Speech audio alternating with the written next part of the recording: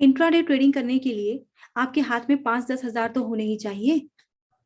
5-10 हजार भी नहीं है हाथ में और आप इंट्राडे ट्रेडिंग स्टार्ट कर रहे हैं, फिर तो आप रहने दो, आपके बस की बात नहीं है। अरे 5-10 हजार के बिना इंट्राडे ट्रेडिंग स्टार्ट ही नहीं कर सकते। मिनिमम कैपिटल की रिक्वायरमेंट है।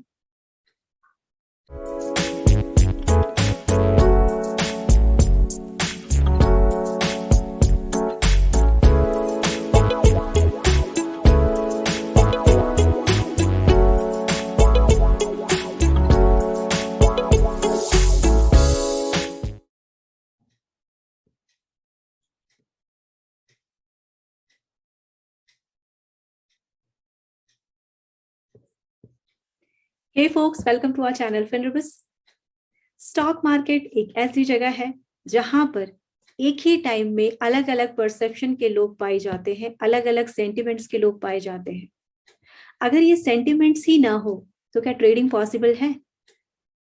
नहीं। सो ये सेंटिमेंट्स बहुत लीड रोल प्ले करते हैं स्टॉक मार्केट में ट्रेडिंग करने के लिए। सेंटिमेंट है तो ट्रेडिंग है। मोस्टली जो लोग स्टॉक मार्केट में नए होते हैं उनका एक सवाल हमेशा से बड़ा कॉमन रहा है और वो क्वेश्चन है कि इंट्राडे ट्रेडिंग स्टार्ट करने के लिए मिनिमम कैपिटल की रिक्वायरमेंट कितनी होनी चाहिए, या फिर अगर हमें इंट्राडे ट्रेडिंग लर्न करना हो, स्टार्ट करना हो, तो कम से कम कैपिटल हमारे पास कितना होना चाहिए।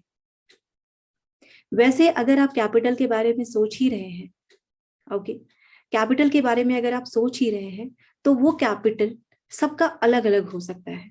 किसी का 500 हो सकता है, किसी का 1000 हो सकता है, किसी का 5000 हो सकता है, किसी का 10,000 भी हो सकता है स्टार्टिंग कैपिटल। पर ये कैपिटल की जो कंडीशन है, ये स्टार्ट करने की जो कंडीशन है थ्रू कैपिटल, वो कुछ 5 पॉइंट्स पे बेस्ड है। 5 पॉइंट्स, जिसमें नंबर 1 है कि जो भी कैपिटल आपका हो वो सिर्फ और सिर्फ आपका अपना हो, यानी कि आप उसे किसी से बोरो ना किए हो। बोरो इन द सेंस आपने वो कैपिटल अपने पेरेंट्स से भी ना लिया हो। अगर आप वाकई में इंट्राडे ट्रेडिंग सीखना चाहते हो, अगर आप वाकई में इंट्राडे ट्रेडिंग स्टार्ट करना चाहते हो, तो जो भी कैपिटल हो, जो भी मिनिमम कैपिटल हो आपका, वो आपका अपना होना चाहिए। अगर आप एक स्टूडेंट हैं तो खुद को टाइम दीजिए, अपनी पॉकेट मनी से कुछ पैसे सेव करिए और उसके बाद स्टार्ट करिए, ओके। लेकिन किसी से पैसे बोरो करके, चाहे वो आपके पेरेंट्स ही क्यों ना हो, वो इंट्राडे ट्रेडिंग फिर आप सीख नहीं पाओगे। वो प्रेशर आएगा कि हाँ, मैंने किसी से पैसे बोरो किए हैं। जब हम किसी भी स्ट्रैटेजी को फॉलो करते हैं, किसी भी स्ट्रैटेजी को बैक टेस्टिंग करते हैं, तो हमें स्टार्टिंग में बहुत लॉस का सामना करना पड़ता है। जब हम किसी से पैसे बोरो करते हैं, चाहे वो हमारे पेरेंट्स ही क्यों ना हो, तो हमारे ऊपर बहुत प्रेशर होता है। तो हम एक तो ट्रेडिंग को फेस कर रहे होते हैं, हम बहुत सारे टेक्निकल इंडिकेटर्स, बहुत सारी चार्ट रीडिंग और बहुत मार्केट के उतार चढ़ाव स्टडी कर रहे होते हैं। उसी वक्त हमारे ऊपर पेरेंट्स का भी प्रेशर होता है। ना सिर्फ पेरेंट्स ही, कुछ एंजल भी हैं जिससे हमने लोन बोरो किया हुआ होता है, तो उनका प्रेशर भी होता है जो हिडन होता है। सो हमें अलग अलग फैक्टर्स को टैकल करना होता है। उसी सेंस, उसी परसेप्शन से बचने के लिए, अगर मिनिमम कैपिटल जो भी हो, कम ही सही, हमें सीखना है। फर्स्ट हम सीखना चाहते हैं, हम इंट्राडे ट्रेडिंग स्टार्ट करना चाहते हैं, तो जो भी मिनिमम कैपिटल हो वो आपका अपना हो, ओके। पॉइंट नंबर 2, सपोज आप एक स्टूडेंट हैं और आप मिनिमम कैपिटल की अरेंजमेंट नहीं कर पा रहे हैं, क्योंकि किसी से पैसे बोरो करके इंट्राडे ट्रेडिंग स्टार्ट नहीं करनी है, इसीलिए हम किसी से ले नहीं सकते। तो उस सेंस में क्या आपकी इंट्राडे ट्रेडिंग नहीं होगी? क्या आप सीखना बंद कर देंगे? इसका आंसर है नहीं, ऐसा कुछ नहीं है। आप ऐसे सिचुएशन में आप पेपर ट्रेडिंग कर सकते हो। पेपर ट्रेडिंग,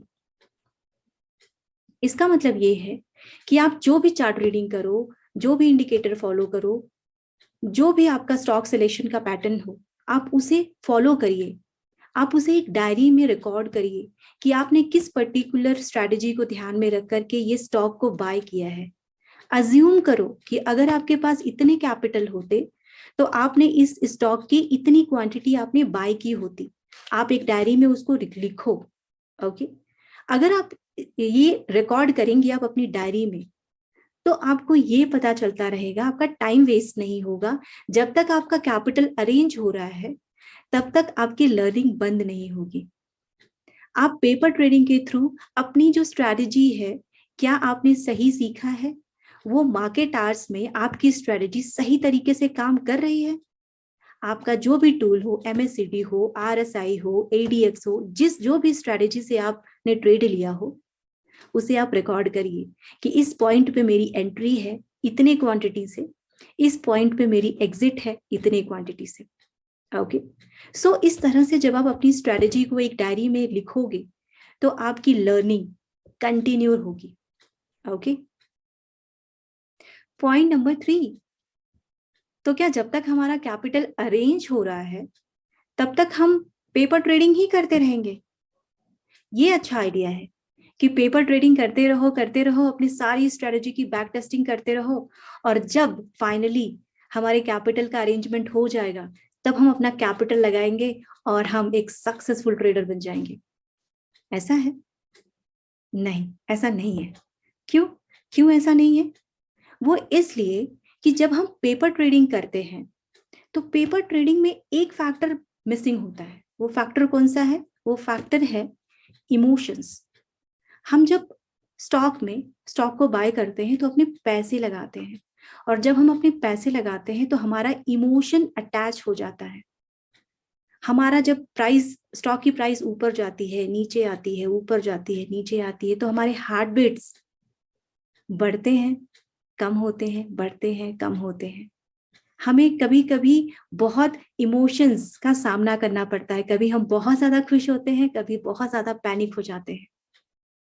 कभी कभी तो सिचुएशन ऐसी आती है कि इन केस अगर हमारा स्टॉक, हमारी स्ट्रेटेजी प्रॉपरली एग्जीक्यूट नहीं होती है तो हम उस पैनिक का सामना नहीं कर पाते हैं, और हम उस सिचुएशन से बाहर निकलने के लिए हम एग्जिट कर लेते हैं, स्टॉक से ही एग्जिट कर लेते हैं। और होता ये है कि द मोमेंट हमने एग्जिट की, वो स्टॉक ऊपर चला जाता है और हमें ये पता चलता है, वाओ, मेरी स्ट्रेटेजी तो बिल्कुल सही थी। क्यों मैं इतनी जल्दी बाहर निकल आया या बाहर निकल आई? ये क्यों होता है हमारे साथ? ये इसलिए होता है क्योंकि उस पैसे के साथ हमारी इमोशंस अटैच होते हैं। हम दुखी भी होते हैं, हम खुश भी होते हैं। जब प्राइस ऊपर जाती है हम खुश हो जाते हैं, प्राइस नीचे आती है हम दुखी हो जाते हैं।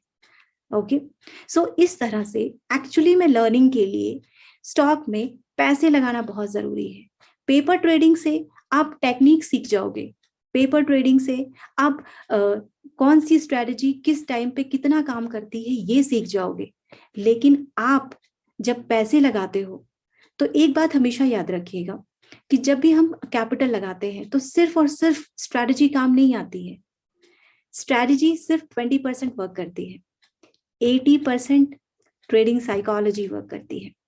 ओके, सो ट्रेडिंग स्ट्रेटजी से ज्यादा ट्रेडिंग साइकोलॉजी मैटर करती है। इसीलिए पेपर ट्रेडिंग करते रहना ये कोई सोल्यूशन नहीं है। आपके पास जितनी भी कैपिटल है आप उसी से स्टार्ट करिए, क्योंकि मनी होगा तो आपका इमोशन होगा तो आप उससे ओवरकम आएंगे, आप उसको सॉल्व करेंगे, और जितना ज्यादा आप ट्रेड करेंगे आपकी विनिंग सिचुएशन उतनी स्ट्रांग होती जाएगी और आप एक सक्सेसफुल ट्रेडर बन पाएंगे। पॉइंट नंबर 4, एक अच्छे ट्रेडर को, एक सक्सेसफुल ट्रेडर को अपने कैपिटल को लेकर के लॉयल्टी होनी चाहिए। लॉयल्टी इट मीन्स आपने जो भी प्लान किए हैं, आपने जो भी स्टॉक सेलेक्ट किया है, किसी भी स्ट्रेटेजी के तहत सेलेक्ट किया है, किसी भी चार्ट रीडिंग के तहत किया है, कोई भी इंडिकेटर यूज करके आपने बाय या सेल सिग्नल निकाले हैं कि नेक्स्ट डे इन सारी स्टॉक के लिस्ट में मैं ट्रेड करने वाला हूं या फिर ट्रेड करने वाली हूं।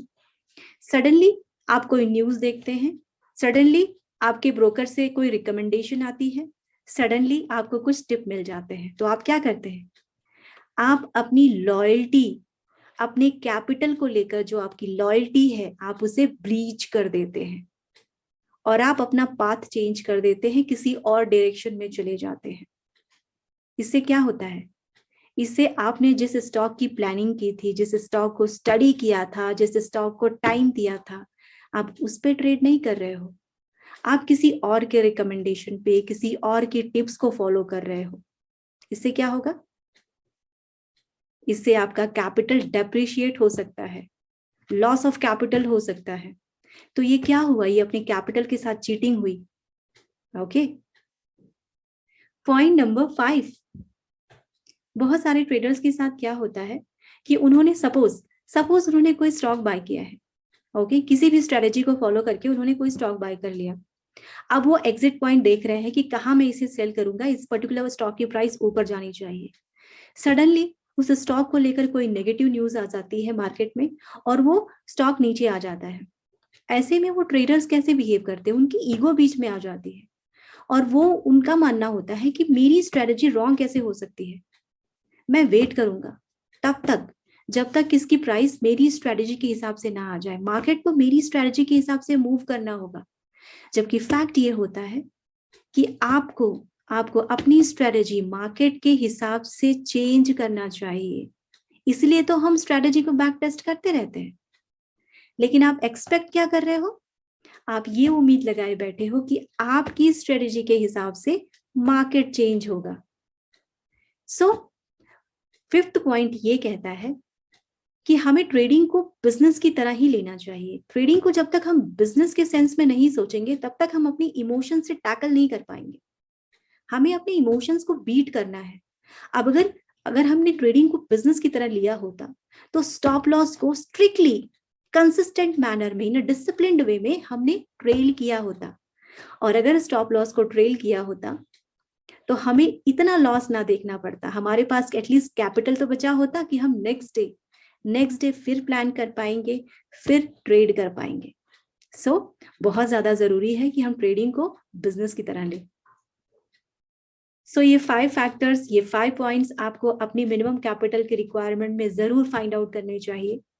अगर आप लर्नर हो इंट्राडे ट्रेडिंग करने के, अगर आपने इंट्राडे ट्रेडिंग स्टार्ट की है तो अपनी कैपिटल की रिक्वायरमेंट में ये 5 पॉइंट्स जरूर फाइंड आउट करिए। ओके, उसके बाद ही ट्रेडिंग स्टार्ट करिए। ओके, सो फिनरबिस साइनिंग ऑफ। मिलते हैं नेक्स्ट एपिसोड में ऐसे ही किसी इंटरेस्टिंग टॉपिक के साथ। तब तक आप फिनरबिस को लाइक करिए, शेयर करिए, सब्सक्राइब करिए। Thank you so much.